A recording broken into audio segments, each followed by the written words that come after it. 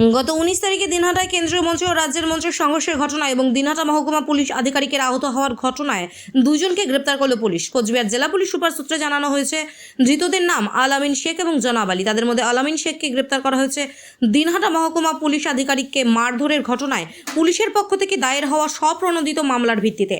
অপরদিকে জনাব আলী নামে দিনহাটা শহরের অপর একজনকে গ্রেপ্তার করেছে তৃণমূলের পক্ষ থেকে দায়ের হওয়া মামলার ভিত্তিতে।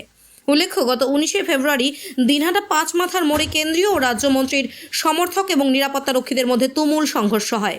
গণ্ডগোলের জেরে বাগবিতণ্ডায় পড়েন স্বয়ং দুই মন্ত্রী।